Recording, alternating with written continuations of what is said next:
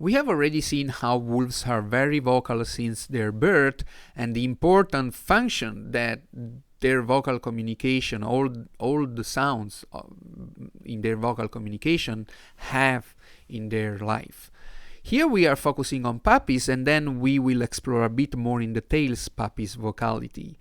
Newborn pups moan, squeal, scream and yelp, and they move around the den contending their mother's attention and their mother's nipple, of course, by producing all of those sounds.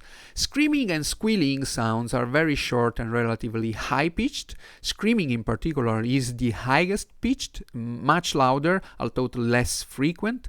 When pups scream, attract mama wolf's attention, so she grooms the puppy or she repositions them within the den.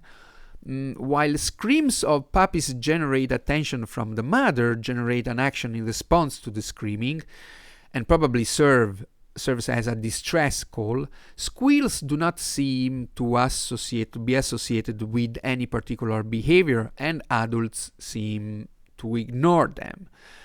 Pups moan while nursing, while asleep, and while resting.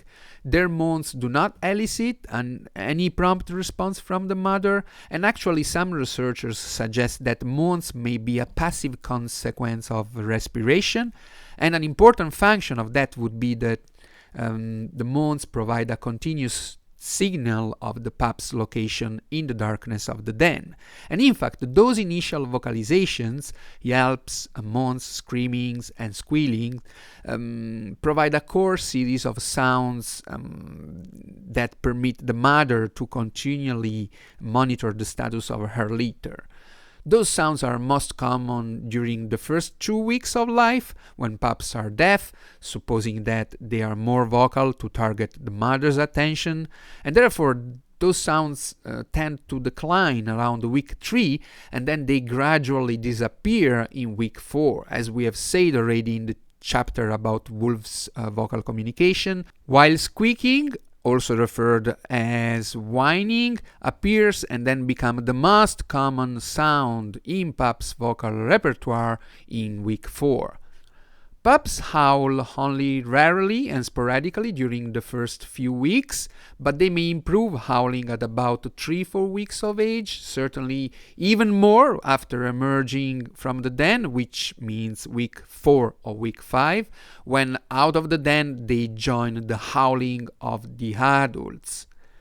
Therefore, by the time they emerge from the den and they are ready to move away from the den at about a month of age, to some degree, pups have already experienced the full range of vocal sounds of an adult wolf, although those sounds, growling in particular, will need to be improved and will be improved by the age of 6-7 months or even later. That is when juveniles begin to really and entirely sound like an adult wolf.